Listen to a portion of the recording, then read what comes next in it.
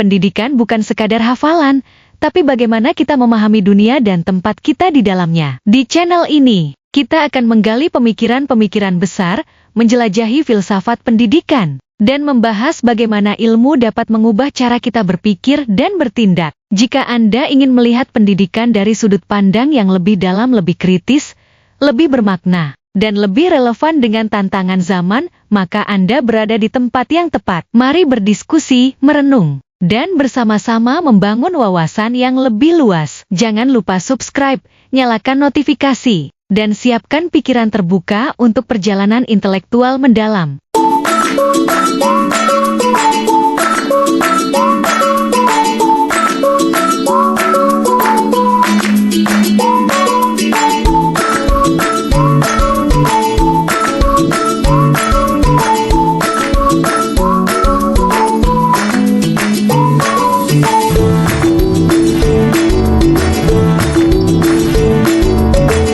Assalamualaikum warahmatullahi wabarakatuh.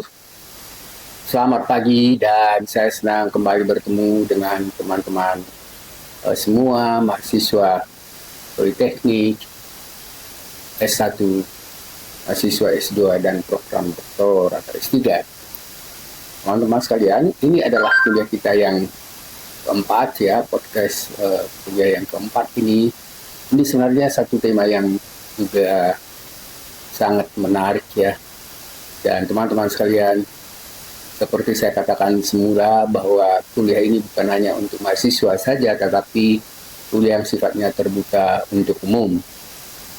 Teman-teman sekalian, ini sebenarnya materi yang baru saja selesai saya siapkan, tapi menurut saya ini sangat menarik dan sangat penting sebenarnya menjadi dasar untuk pemahaman kita tentang pentingnya atau dasar pemikiran yang menjadi dasar untuk penjelasan tentang kuliah-kuliah ya singkat dalam pokok bahasan yang kita sampaikan selama satu kelompok atau grup pengetahuan yang membicarakan tentang permasalahan ya ilmu pengetahuan pada era teknologi informasi atau ya apa yang kita lebih sering gunakan istilahnya dengan artificial intelligence. Teman-teman sekalian, ini kita akan membahas tentang ya satu tema yang memberikan dasar pemikiran tentang pentingnya ya kuliah atau pembahasan tentang era yang kita sebut tadi tentang era informasi. Teman-teman sekalian, pada kesempatan ini kita akan membahas satu tema pokok ya yang tetap berkaitan dengan transformasi dunia perguruan tinggi, dan pembahasan podcast kita yang berikut ini berkaitan dengan satu tema yang judulnya adalah atau temanya adalah filsafat pendidikan era 4.0, 5.0, dan 6.0. Teman-teman sekalian, ya. Jadi sekarang kita akan mencoba saya menjelaskan sedikit tentang penjelasan dasar pemikiran mengapa kuliah-kuliah atau pokok bahasan tentang materi-materi yang kita sampaikan itu penting. Dan apa yang maksud dengan filsafat pendidikan, dan sering sekali misalnya dikatakan filsafat pendidikan ini juga dengan paradigma pendidikan era 4.0, 5.0, dan 6.0. Jadi istilahnya malah kadang-kadang digabungkan misalnya ya istilah filsafat dan paradigma pendidikan era yang kita katakan tadi. Tapi saya pikir itu bisa saja menjadi salah satu pilihan. Misalnya kita gunakan filsafat pendidikan era atau misalnya ya paradigma pendidikan. Teman-teman sekalian, saya coba jelaskan sedikit tentang apa yang maksud dengan filsafat pendidikan. Ya, filsafat pendidikan ya tujuannya adalah untuk memberikan dasar-dasar yang kuat dalam memberikan pemahaman dan membentuk proses yang kita sebut tadi dengan proses pendidikan itu. Teman-teman sekalian, jadi ya dasar pemikiran mengapa perlunya proses pembelajaran yang relevan dengan kebutuhan kita, kebutuhan manusia, dan perkembangan zaman. Paradigma filsafat yang diadopsi ya sesuai dengan era sekarang, dan itu menentukan bagaimana pendidikan diterapkan dalam masyarakat.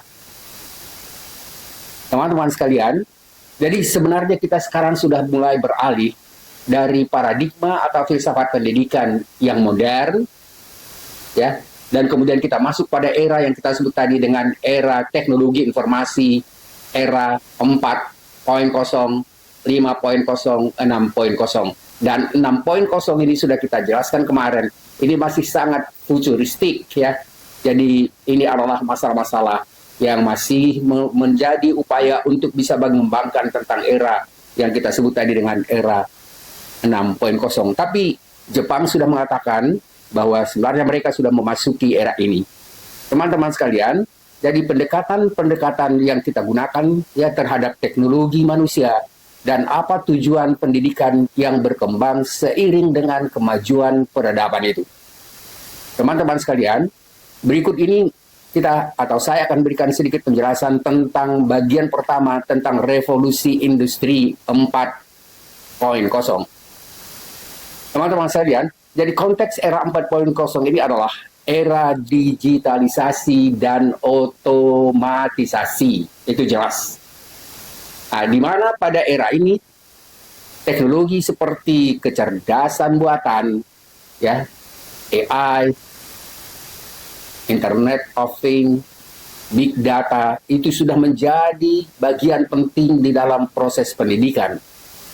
Teman-teman sekalian, ciri utama dari era ini adalah fokus pada kompetensi teknologi dan kemampuan adaptasi terhadap perubahan teknologi. Teman-teman sekalian, saya sedikit menekankan bahwa di sini kelihatan sebenarnya ada kecenderungan yang sangat kuat untuk mengembangkan kompetensi teknologi dan kemampuan adaptasi terhadap perubahan teknologi itu. Pendidikan berbasis sering disebut dengan STEM atau Science, Technology, and Engineering dan matematik itu dianggap sebagai salah satu ya atau beberapa bidang yang penting sekali untuk bisa memahami apa yang kita sebut tadi dengan era 4.0 itu. Jadi sains, teknologi, engineering, dan matematik. Kalaupun sekarang misalnya kita katakan di dalam Menteri Pendidikan kita itu bahwa ya Menteri Pendidikan, Sains, dan Teknologi sebenarnya itu lebih dekat dengan apa yang kita sebut tadi dengan era ya 4.0, di mana akhirnya sains, teknologi, dan engineering dan matematik itu menjadi sangat penting. Saya pikir memang ada baiknya juga dalam hal tertentu kita menyadari ini dan menyadari sekarang pentingnya mestinya pengembangan ya ilmu pengetahuan, baik misalnya pada apa yang kita sebut tadi misalnya pada sebelum S1, S2, dan S3 ya, politeknik itu sangat atau lebih menekankan pada ilmu pengetahuan yang sebenarnya memberikan dasar untuk ilmu pengetahuan teknologi itu, dan itu sebenarnya dasarnya yang paling penting adalah apa yang kita sebut tadi dengan sains, teknologi, engineering, dan matematik. Bukan mengabaikan yang lain, tapi pekerjaan ke depan itu akan lebih banyak sebenarnya berkaitan dengan ini. Dan juga ya tentu tidak merupakan apa yang kita sebut dengan dimensi kemanusiaan, keadilan, kesetaraan, dan lain-lain. Tapi itu nanti justru sebenarnya muncul pada ya permasalahan misalnya keadilan, kesetaraan, humanisasi, itu lebih pada misalnya era-era yang berikutnya. Yang berikutnya adalah pemanfaatan teknologi digital dalam pembelajaran. Teman-teman sekalian, jadi pembelajaran melalui ya teknologi ini ya ini menjadi satu hal yang penting dan memang juga tidak bisa diabaikan walaupun misalnya kita mengambil bidang yang bukan STEM tadi. Jadi teknologi ya kita gunakan misalnya pada kuliah online ya, pada kuliah daring itu dan kelas-kelas yang sifatnya virtual. Itu memang sekarang tidak bisa diabaikan. Jadi sebenarnya bagaimanapun juga kita sudah memasuki apa yang kita sebut tadi dengan era 4.0 dan kemudian apa tujuannya? Tujuannya adalah mempersiapkan siswa untuk bekerja ya yang dipengaruhi oleh teknologi otomatis. Teman-teman sekalian, ini justru kecenderungan utama masa depan ya, mulai sekarang lah masa depan. Oleh karena itu sebenarnya itu pentingnya pada kuliah-kuliah kita ini kita memberikan dasar pemikiran mengapa itu perlu. Itu yang kita sebut tadi dengan ya dasar filosofisnya, dasar filsafatnya, paradigmanya. Yang kedua adalah mengembangkan keterampilan abad 21 seperti kreativitas, kolaborasi, komunikasi, dan pemecahan masalah. Teman-teman sekalian, kalau kita katakan bahwa pada era sekarang ini, teman-teman ya, terutama sekali memang kita menekankan misalnya bagaimana yang kuliah memahami tentang perlunya keterampilan abad 21 ini, dan begitu kita mencoba untuk memasuki itu, maka sebenarnya kita perlukan apa yang kita sebut dengan kreativitas, kolaborasi, komunikasi, dan pemecahan masalah. Begitu kita masuk pada apa yang kita sebut misalnya dengan keterampilan ini, maka sebenarnya ada dua model berpikir yang sangat perlu sekali. Yang pertama adalah bukan hanya sifatnya misalnya critical thinking, bukan hanya model berpikir yang sifatnya kritis, tetapi juga kreatif. Ya, jadi mengembangkan keterampilan abad 21 ini dengan mencoba mengembangkan kreativitas, kolaborasi, komunikasi, dan pemecahan masalah, problem solving, itu menjadi hal yang sangat penting. Teman-teman sekalian, pada kuliah pertama saya sudah kemukakan juga bagaimana misalnya salah satu pemikiran dari ya seorang ilmuwan terkenal yang mengatakan misalnya bahwa ya ilmu pengetahuan itu sebenarnya tujuannya adalah membantu mahasiswa untuk memecahkan masalah yang dihadapi. Ya, jadi problem solving. Yang berikutnya adalah ya kita mencoba melihat tadi beberapa dasar pemikiran tentang perlunya diterapkan apa yang kita sebut tadi ya pendidikan pada era abad 21 atau khususnya tadi era 4.0. Kita sudah mengukakan beberapa hal yang dianggap sangat penting untuk bisa ya mengembangkan itu. Tadi sudah dikemukakan sedikit, sebenarnya ada kritik terhadap ya paradigma itu atau filsafat itu. Yang pertama adalah kecenderungan dari paradigma itu mengurangi nilai kemanusiaan. Ingat, terlalu menekankan tadi pada STEM, ya, terlalu menekankan pada teknologi. Memang itu diperlukan, tapi karena terlalu menekankan itu sepertinya mengabaikan dimensi lain. Jadi cenderung mengurangi nilai kemanusiaan dalam pendidikan karena terlalu berfokus pada teknologi. Kritik yang kedua adalah filsafat pendidikan yang mengalami kekurangan itu. Sebenarnya akhirnya ya kritik-kritik itu memunculkan apa yang kita sebut dengan perlunya pengembangan baru, dan pengembangan baru itu yang sekarang yang kita sebut misalnya dengan filsafat pendidikan era 5.0. Ya. Jadi masyarakat yang disebut dengan masyarakat 5.0. Jadi konteks masyarakat 5.0 ini sebenarnya diperkenalkan oleh Jepang. Ingat teman-teman sekalian, ya Jepang itu yang mengungkapkan sebenarnya istilah atau yang mengembangkan era 5.0 dan 6.0. Kita sekarang masih jarang sekali mendengar tentang tentang era 5.0, tetapi ya di Jepang mereka sudah menganggap era 5 atau masyarakat 5.0 ini sudah mereka mulai melangkah pada ya tahapan yang berikutnya. Tapi kita coba jelaskan dulu secara lebih ringkas dan tegas, jelas tentang apa yang maksud dengan konteks masyarakat 5.0 ini. Teman-teman sekalian, pada masyarakat ini ya ada beberapa hal yang penting. Yang pertama adalah ya perlu apa yang kita sebut misalnya upaya untuk mengintegrasikan teknologi canggih dengan nilai-nilai kemanusiaan. Ingat teman-teman sekali, kalau tadi saya katakan pada bagian penjelasan 4.0 itu agak mengabaikan dimensi kemanusiaan. mengabaikan dimensi kesetaraan dan keadilan. Jadi kekurangan pada 4.0 ini akhirnya diatasi dengan apa yang kita sebut istilahnya filsafat pendidikan era 5.0. Teman-teman sekalian, cirinya apa? Ciri utamanya adalah penekanan pada keseimbangan antara teknologi dan nilai-nilai kemanusiaan. Teman-teman sekalian, jadi teknologi tidak hanya sebagai alat yang digunakan untuk misalnya ya menggunakan teknologi tanpa atau kurang memikirkan tentang kemanusiaan, nilai kemanusiaan. Pada bagian ini justru teknologi itu tidak hanya dianggap sebagai alat, jadi ya teknologi tidak hanya alat, tetapi juga untuk menciptakan kesejahteraan manusia.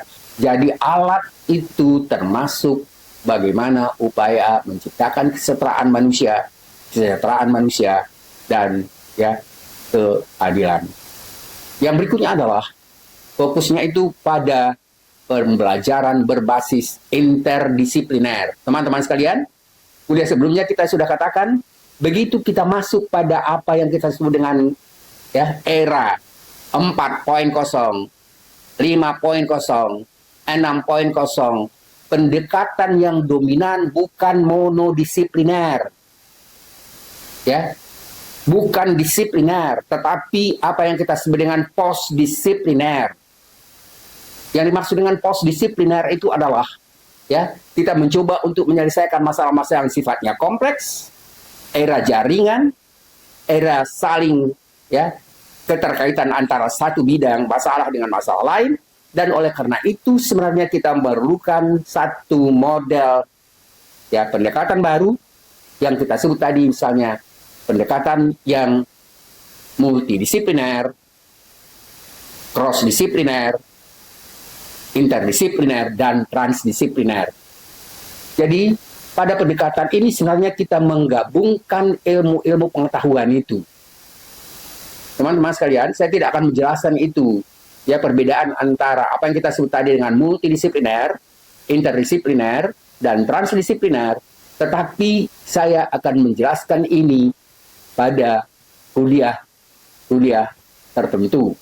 Teman-teman sekalian, ini memang di kajian strategi global ini menjadi satu kuliah penting dalam kuliah yang kita sebut dengan filsafat ilmu dan metodologi, dan sebenarnya ini sudah lama saya berikan. Jadi di awalnya ya begitu kita masuk misalnya pada permasalahan ya mulai munculnya critical science atau critical ya teori pasca Frankfurt ya, kemudian dikembangkan lagi misalnya pada postmodern teori, pendekatan-pendekatan itu sudah mulai mengarah pada apa yang kita sebut dengan ya pendekatan yang sifatnya multidisipliner, cross-disipliner, interdisipliner, dan transdisipliner.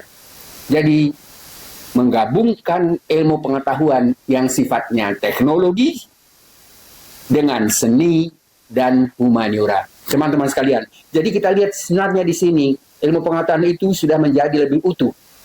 Ya, jadi tidak misalnya terlalu ya berat sebelah, walaupun ya Anda misalnya ngambil keahlian dalam teknologi apa saja, tetapi tetap akhirnya permasalahan seni dan humaniora itu tetap menjadi permasalahan. Kalau misalnya Anda membangun satu kota, maka kota itu harus mempertimbangkan seninya, seni arsitektur, taman dan seterusnya, dan kemudian bagaimana misalnya teknologi dan seni itu sebenarnya berkaitan dengan permasalahan humaniora, nilai-nilai kemanusiaan.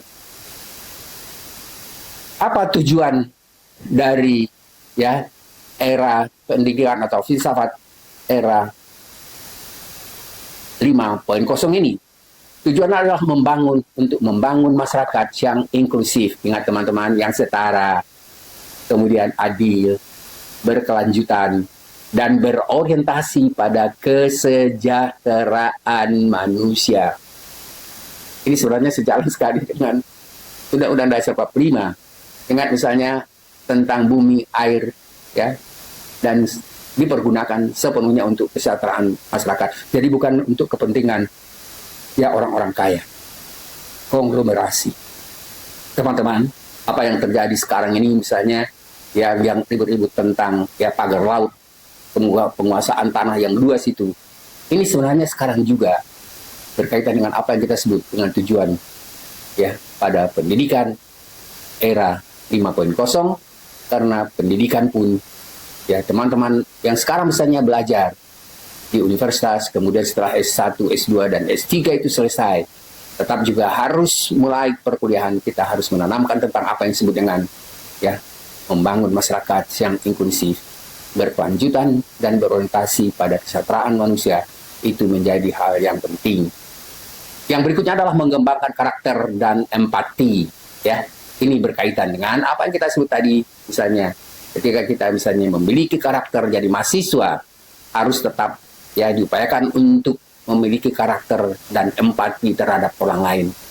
Jadi selain keterampilan teknis, kita harus memiliki, mahasiswa harus memiliki apa yang kita sebut tadi dengan karakter dan empati itu. Lalu apa kritiknya terhadap filsafat pendidikan 5.0 ini? Kritiknya adalah implementasi nilai-nilai kemanusiaan sering terkendala oleh kurangnya pemahaman lintas budaya dan etika global. Teman-teman sekarang, kita perlu sebenarnya juga menjelaskan tentang apa yang disebut dengan masalah globalisasi. Masalah globalisasi itu paling tidak sebenarnya berkaitan dengan lintas budaya.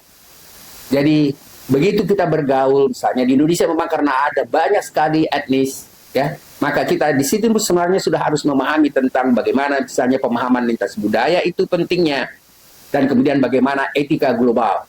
Ingat sekarang, etika global itu sangat penting. Etika teknologi itu sangat penting. Kemarin sudah kita jelaskan.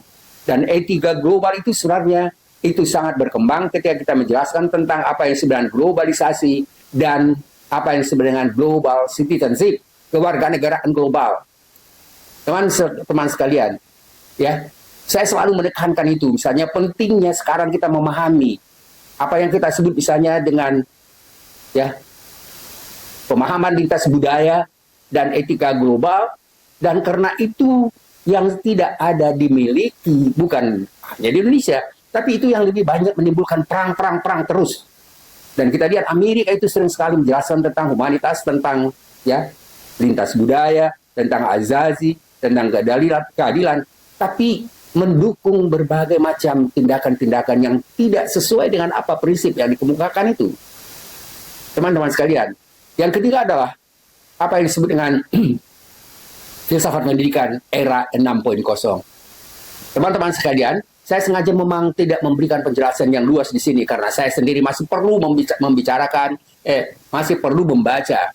Begitu banyak buku-buku yang saya lihat sebenarnya berkaitan dengan ini, dan saya belum mempelajari semua, tapi saya mencoba untuk melihat apa sebenarnya inti pemikiran penting dari pemikir-pemikir itu. Dan itu sebenarnya bisa dibantu oleh ChatGPT. Bisa dibantu oleh teknologi yang kita bicarakan sekarang, pentingnya teknologi informasi itu, artificial intelligence itu, dan perkembangan seterusnya. Jadi filsafat pendidikan era 6.0 ini adalah era yang disebut juga sebagai era post informasi atau era human teknologi sinergi. Jadi ada sinergi antara nilai-nilai kemanusiaan dalam teknologi itu. Teman-teman sekalian, jadi konteksnya adalah era yang memproyeksikan harmoni yang sempurna antara manusia dan teknologi. Jadi teman-teman sekalian, kalau kita misalnya lihat bagaimana perkembangan mulai dari era 0.0, kemudian 5.0 dikritik, diperbaiki apa yang tidak ada atau yang kurang pada era sebelumnya, dan kemudian hal yang sama juga pada era 6.0 ini, apa yang dianggap masih tidak terpenuhi, maka akan dilanjutkan pada era yang sekarang ini yang kita sebut sebagai era 6.0. Teman-teman sekalian, kalau kita baca-baca misalnya teks melalui internet itu, mereka mengatakan Jepang sudah memasuki era ini.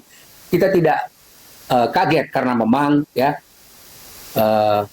tentang permasalahan yang kita sebut tadi dengan permasalahan pembahasan tentang era-era ini Jepang kayaknya sangat-sangat tertarik tentang itu, dan termasuk untuk Asia mereka di depan. Dan sekarang misalnya kita lihat bagaimana misalnya Cina itu sudah mulai mengunggul di perkembangan teknologi.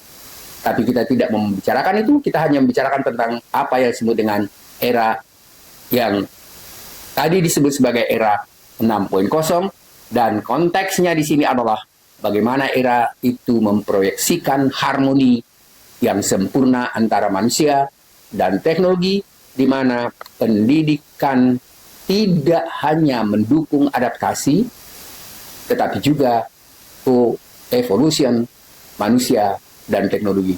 Jadi teman-teman sekalian, ini kelihatannya sangat menarik ya, dan era ini sepertinya kita belum masuk ke situ, tetapi justru sebenarnya yang paling penting di dunia perguruan tinggi, apalagi di program S2 dan S3, tidak hanya melihat apa yang berkembang sekarang, tapi juga misalnya mencoba memproyeksikan apa kemungkinan pengembangan yang muncul ke depan.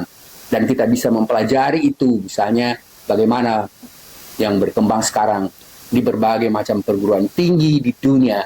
Dan itu sebabnya saya sering mengatakan ya, bahwa mencoba untuk melihat bagaimana perkembangan kita misalnya dengan melihat di negara-negara yang sudah berkembang, Eropa dan Amerika, dan juga kalau di Asia mungkin ya bisa kita lihat Cina dan Jepang.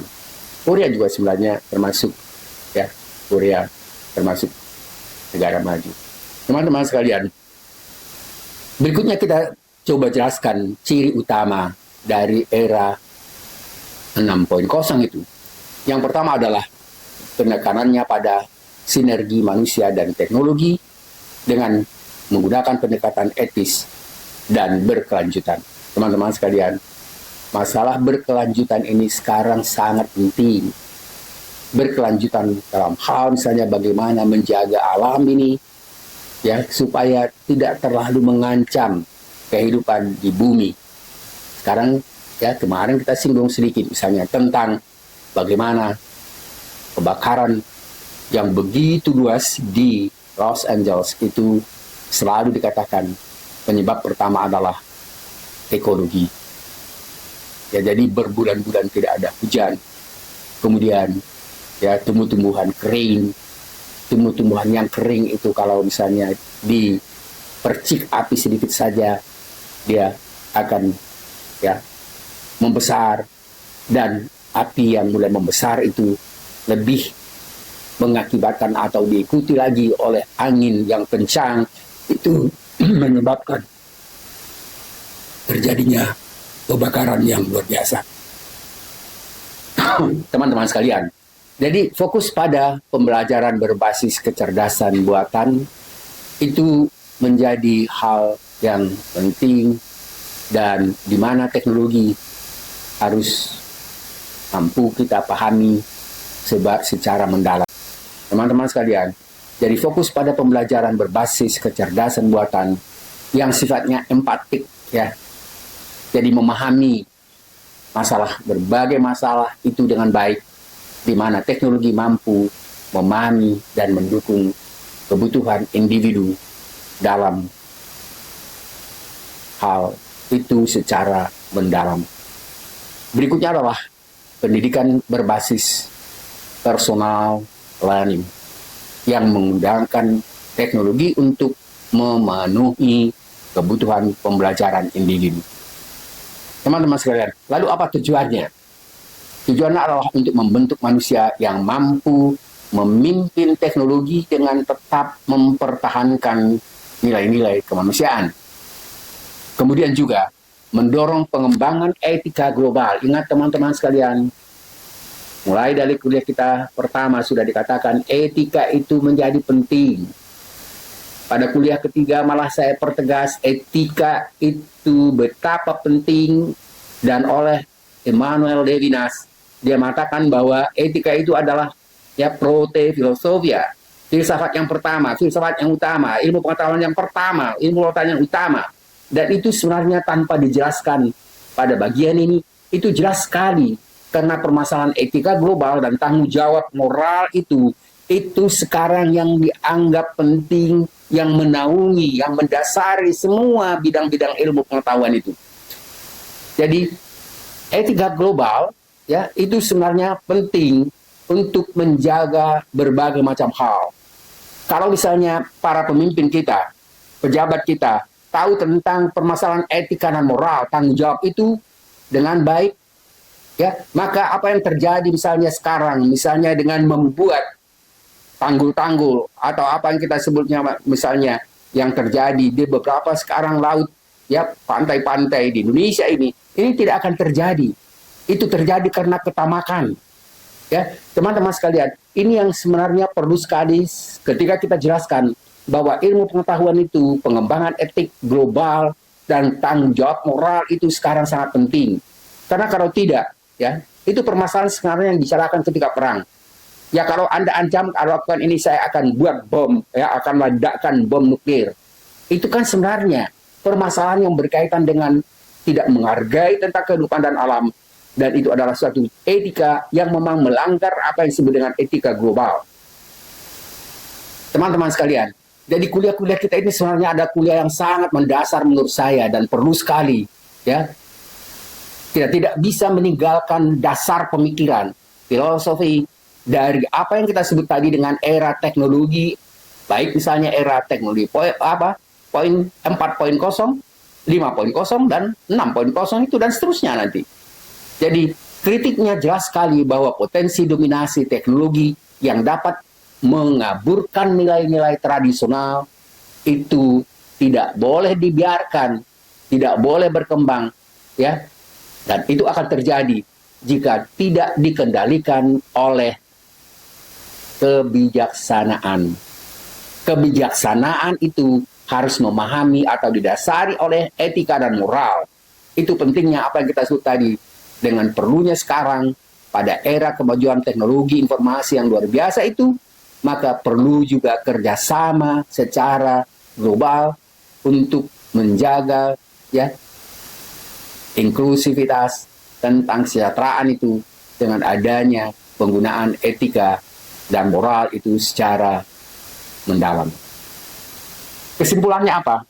Kesimpulannya adalah kalau kita mulai lihat dari era 4.0, ya, maka pada era 4.0 di fakultas pada penekanannya pada teknologi dan keterampilan teknis.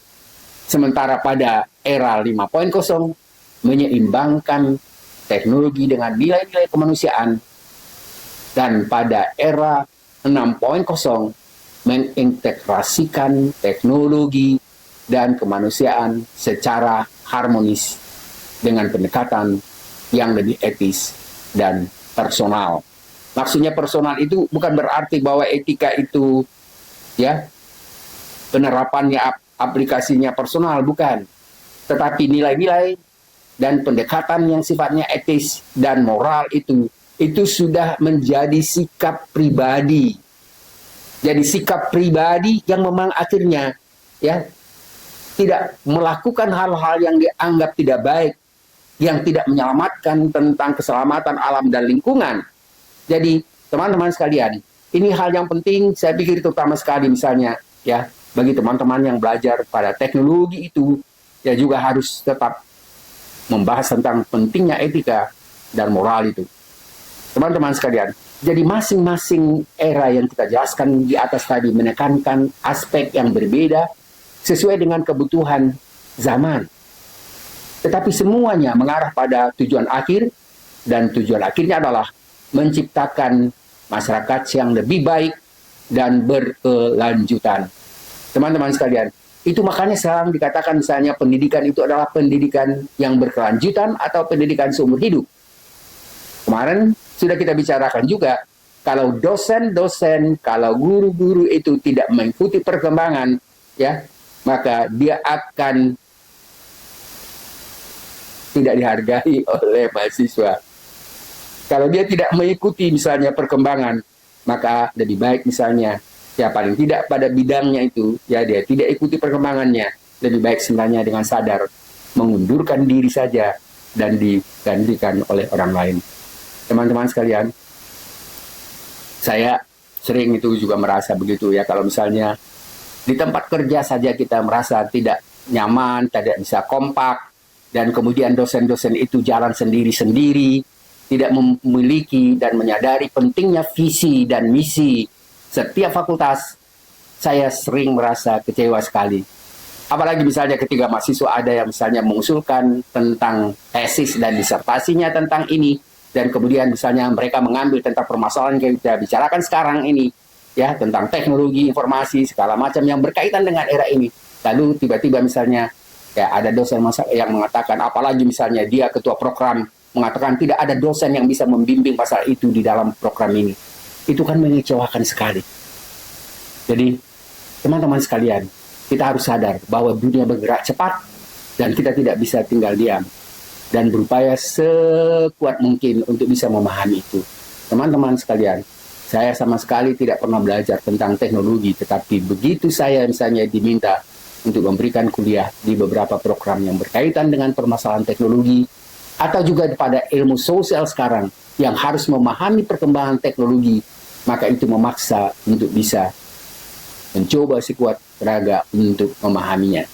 Kita katakan tadi bahwa ilmu pengetahuan sekarang itu lebih bersifat interdisipliner.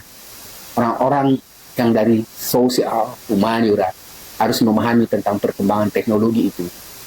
Bukan berarti bahwa mereka harus memahami dan bisa ya menerapkan, mengembangkan, bukan begitu, tetapi mencoba memahami bagaimana misalnya pengaruh teknologi informasi itu pada permasalahan humanitas, keadilan, tentang kesetaraan, dan ya orang-orang ahli dalam bidang-bidang teknologi juga harus memahami apa yang kita sebut secara singkatnya tadi tentang etika dan moral.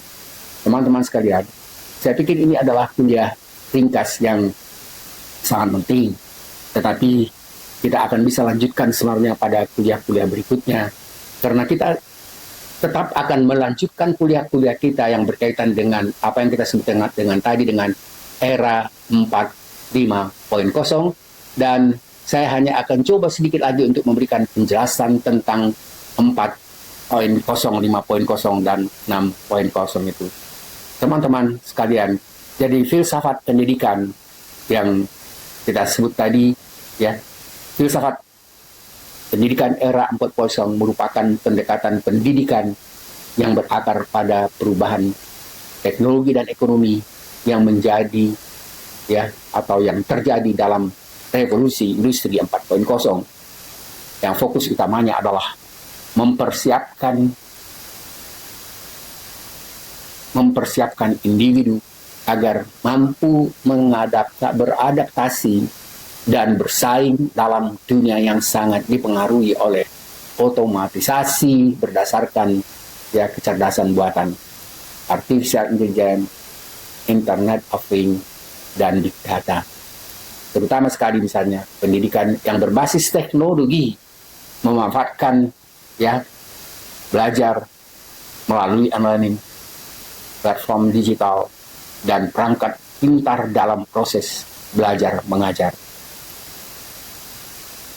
Kemudian kita jelaskan kompetensi teknis dan digital. Sekarang kita lihat bahwa pendidikan menekankan pada era ini yang kita sebut tadi dengan keterampilannya sifatnya STEM, ya, science, teknologi, engineering, dan matematik. Teman-teman sekalian, bidang-bidang ini memang sekarang ini adalah bidang yang sangat penting, terutama sekali mungkin kita di Indonesia ada ketimpangan yang sangat menonjol antara ya perkembangan pada bidang-bidang ilmu pengetahuan yang dipentingkan misalnya dengan bidang-bidang ya ilmu pengetahuan yang sosial, budaya, humaniora. Kemudian efisiensi dan inovasi pada era ini lebih menekankan pada produktivitas dan inovasi untuk menjawab kebutuhan dunia kerja modern. Tujuan utamanya mencetak tenaga kerja yang mampu bekerja di lingkungan berbasis teknologi, kemudian mengembangkan keterampilan abad ke-21 dan pengembangan keterampilan abad 21 ini seperti ya berpikir kritis. Ingat tadi saya singgung critical thinking, dan critical thinking ini sebenarnya sangat kuat pada pendekatan monodisipliner. Teman-teman sekalian, ada satu kuliah di kajian strategik global itu khusus membicarakan tentang critical thinking dan kemudian pada creative thinking. Teman-teman sekalian, itu kuliah yang sangat menarik karena sangat diperlukan untuk memahami penggunaan ya model kritis dan kreatif itu pada metodologi sekarang ini. Begitu kita masuk misalnya pada pembahasan tentang atau riset tentang apa yang kita sebut dengan permasalahan yang berkaitan dengan masalah-masalah yang berkembang sekarang, maka kita perlu menggunakan paling tidak model berpikir yang kita sebut dengan critical thinking dan creative thinking. Dan itu sangat perlu sekali ketika kita misalnya menuntut agar ada pendekatannya sifatnya ya multidisipliner, apalagi pada interdisipliner dan transdisipliner. Pada interdisipliner dan transdisipliner itu kolaborasi antara ilmuwan itu sangat penting. Jadi ada yang kuat sekali misalnya dalam model berpikir yang disebut dengan berpikir kritis, tapi ada yang kuat misalnya terutama sekali pada orang-orang teknis, itu misalnya harus bisa juga memahami apa yang disebut dengan ya bagaimana model berpikir yang digunakan pada teman-teman ahli lain. Creative thinking dan critical thinking sebenarnya itu dua yang berbeda, tetapi bukan dua hal yang berbeda itu dianggap bertentangan. Tapi kekurangan pada apa yang kita sebut dengan critical thinking itu justru sebenarnya memerlukan apa yang kita sebut tadi dengan kreativitas. Dan kreativitas, inovasi itu sangat memerlukan apa yang kita sebut dengan ya creative thinking. Model berpikir kreatif, dan ingat orang-orang yang kreatif misalnya seperti ya ilmuwan-ilmuwan, Einstein dan segala macam itu, termasuk sekarang misalnya apa yang kita sebut misalnya ada pemikiran Elon Musk, itu adalah orang-orang yang menggunakan kedua model berpikir itu dan sangat menekankan apa yang kita sebut dengan model berpikir kreatif. Teman-teman sekalian, jadi jelas sekali kita katakan bahwa ya perlu sekali mengembangkan keterampilan abad 21 ini seperti berpikir kritis, model berpikir kreatif, kemudian kerjasama, kolaborasi, dan komunikasi. Yang berikutnya adalah nilai filsafat yang mendasarinya. Itu sebenarnya menonjolkan apa yang kita sebut ya nilai pragmatisme. Jadi menonjolkan pragmatisme dan utilitarianisme, di mana pendidikan itu diarahkan untuk memenuhi kebutuhan pasar kerja global. Ya, jadi teman-teman sekalian, ingat apa yang dikatakan misalnya di sini, pragmatisme dan utilitarianisme, ya. Bukan berarti pragmatisme dalam pengertian tidak memikirkan orang lain, ya. Memang kalau misalnya kita katakan tadi pada era 4.0 itu memang kan agak mengabaikan alam, mengabaikan orang lain. Dia lebih memang menekankan pada pragmatisme dan utilitarianisme. Ya, ini sebenarnya pragmatisme dan utilitarianisme itu dua aliran filsafat. Ya, kalau misalnya pada utilitarianisme ada hubungan antara pragmatisme dan utilitarianisme, cuman pada utilitarianisme itu sebenarnya asas kemanfaatan untuk orang yang lebih banyak daripada misalnya minoritas, itu enggak juga tepat ya. Jadi asas kemanfaatan ya yang terbesar sebenarnya sekarang bukan asas kemanfaatan bagi yang terbesar, tapi untuk semua. Itu sebenarnya penekanannya, perbedaannya nanti kalau kita misalnya memasuki pada apa yang dikemukakan kritik pada era oleh ya kritik yang dilakukan oleh ilmuwan yang mengembangkan paradigma berpikir yang kita sebut tadi dengan era 5 dan 6.0, karena pada 4.0 ini dianggap ya kurang mengabaikan nilai-nilai tentang kebersamaan. Teman-teman sekalian, Yang berikutnya adalah apa yang kita sebut misalnya nilai filsafatnya. Nilai filsafat atau paradigma filosofis ini pada era 4.0 itu menonjolkan ya pragmatisme dan utilitarisme itu di mana-mana, ya di mana pendidikan itu kurang menghargakan, kurang diarahkan untuk memenuhi kebutuhan ya pasar secara global dan lebih misalnya memikirkan kepentingan pasar secara ya kita bisa katakan nasional atau misalnya individual. Teman-teman sekarang kita lihat misalnya bagaimana yang terjadi masalah pada hubungan antara Amerika Serikat dengan negara-negara Eropa, terutama misalnya seperti Jerman, ya Inggris, Prancis, yang sekarang mereka begitu mengikuti kemauan Amerika ya untuk mendukung apa yang terjadi misalnya pada perang ya Israel dan Palestina, itu justru menimbulkan sekarang ekonomi mereka ambruk ya karena mereka atau lebih memikirkan tentang ya apa yang atau mengikuti apa yang diinginkan oleh Amerika, sehingga akhirnya ya Rusia dan ada pada kelompoknya itu saling akhirnya tidak memikirkan kebutuhan bersama. Itu yang kita katakan tadi, permasalahan yang kita sebut dengan utilitarianisme. Ada baiknya sebenarnya, biasanya kita jelaskan tentang perbedaan tentang utilitarianisme dan pragmatisme. Yang berikutnya adalah pada filsafat pendidikan era 5.0, kita sudah kemukakan tadi definisinya. Kemudian pada masyarakat ini, ya konsep yang diperkenalkan oleh Jepang untuk menggambarkan masyarakat yang menggunakan teknologi canggih, kemudian nilai-nilai kemanusiaan. Tadi sudah kita jelaskan bahwa kekurangan pada era 4.0 itu kemudian dicoba untuk disempurnakan dengan memasukkan nilai-nilai kemanusiaan. Dalam konteks 4.0 yang dianggap kurang itu, maka filsafat pendidikan pada era 5.0 ini berfokus pada mengintegrasikan teknologi dengan pendidikan untuk meningkatkan kesejahteraan manusia secara holistik. Teman-teman sekalian, yang dikatakan meningkatkan kesejahteraan secara holistik itu berarti bukan misalnya Amerika memikirkan diri sendiri, ya, NATO memikirkan diri sendiri, Korea memikirkan diri sendiri.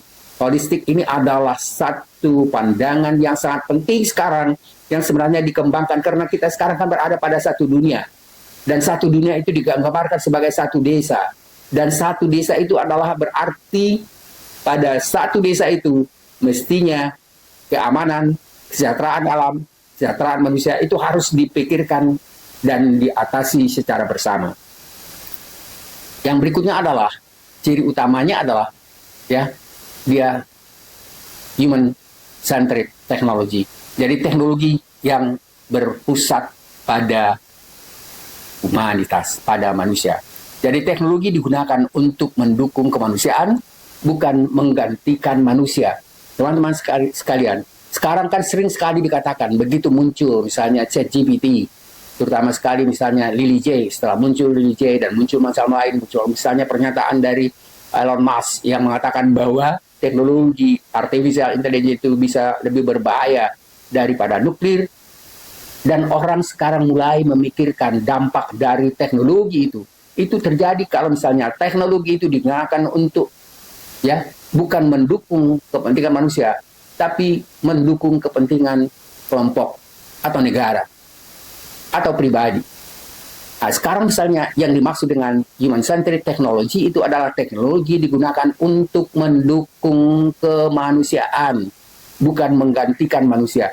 Dan saya atau kita harus yakin bahwa selama misalnya teknologi secanggih apapun itu, selama manusia yang mengatur dan menciptakan teknologi itu, dia tidak akan menjadi berbahaya.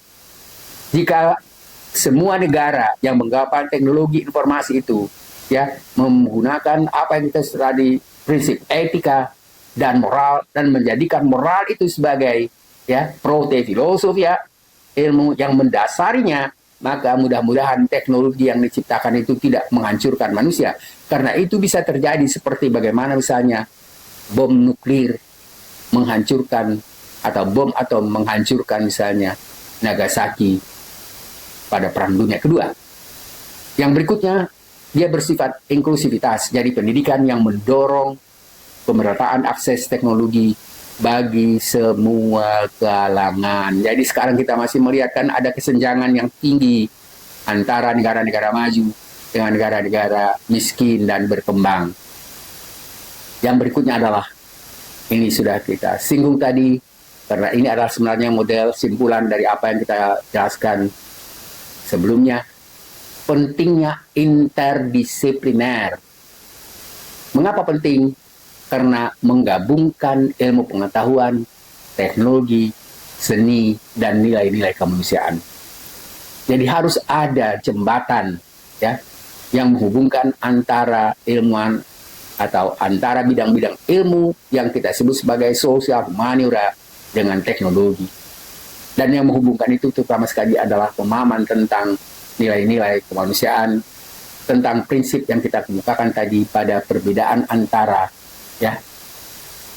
yang terjadi pada era 4.0, 5.0, dan sebaiknya sebenarnya kita lebih mulai memahami tentang 5.0 ini, apalagi misalnya dengan nilai yang akan kita jelaskan nanti pada era 6.0. Teman-teman sekalian, yang berikutnya adalah nilai kemanusiaan. Pada nilai kemanusiaan ini sebenarnya adalah nilai yang menekankan pada empati, karakter, dan etika global. Teman-teman sekalian, ini tujuannya adalah untuk membentuk masyarakat yang berkelanjutan dan inklusif, mengembangkan individu yang tidak hanya cerdas secara teknologi, tetapi juga menekankan nilai-nilai moral yang kuat. Teman-teman sekalian, lalu apa nilai filsafat yang mendasarinya? Nilai filsafat yang mendasarinya adalah mencoba menggabungkan humanisme dengan kemajuan teknologi dan menjadikan pendidikan sebagai alat untuk membangun keseimbangan antara kemajuan teknologi dan kehidupan yang manusiawi. Teman-teman sekalian, jadi yang kita katakan di sini soalnya nilai humanisme itu bukan humanisme yang pada pemikiran misalnya yang tradisional. Memang dasar pemikiran tentang humanisme itu sendiri sekarang sudah berkembang. Pada humanisme yang sekarang ini sebenarnya kita mencoba untuk bisa melihat integrasi yang baik antara nilai-nilai moral, agama, nilai tradisi dengan perkembangan teknologi dan informasi. Jadi ada perkembangan yang kita sebut dengan humanitas. Humanisme itu sendiri itu bukan suatu bidang ilmu atau pemahaman pengetahuan yang sifatnya statis, dia berkembang, dan itu sekarang yang sebenarnya kita sebut bahwa perlunya apa yang kita sebut sebagai humanisme pada era yang kita sebut era 5.0 dan 6.0.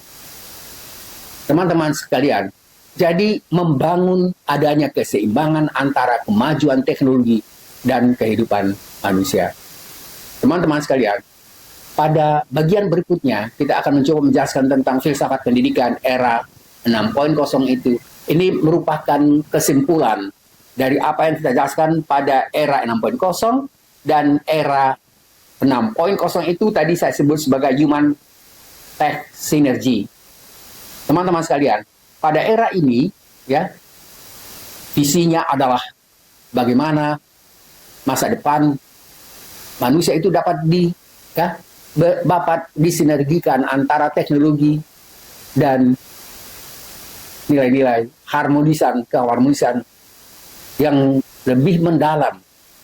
Pada filsafat pendidikan ini fokusnya pada menciptakan sinergi antara manusia dan teknologi dengan pendekatan yang sifatnya personal, etis, dan berkelanjutan. Teman-teman sekalian, tadi saya katakan yang personal itu artinya bukan hanya untuk kepentingan diri, tapi setiap individu, setiap ilmuwan itu memiliki pemahaman yang mendalam tentang etika, moral, dan keberlanjutan. Yang berikutnya adalah ciri utama pada 6.0 ini, kecerdasan buatan yang sifatnya empatik, di mana artificial intelligence dan kemajuan teknologi yang berkembang digunakan untuk mendukung pembelajaran yang dipersonalisasi sesuai dengan kebutuhan ya individu.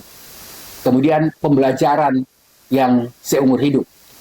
Jadi yang disebut dengan lifelong learning itu, pendidikan tidak lagi terbatas pada ruang kelas, tidak terbatas pada ya hal-hal yang sifatnya satu waktu, tetapi berlangsung sepanjang hayat melalui berbagai macam platform. Ya, teman-teman sekalian, lalu apa permasalahan etik yang mendasari pada era 6.0 ini?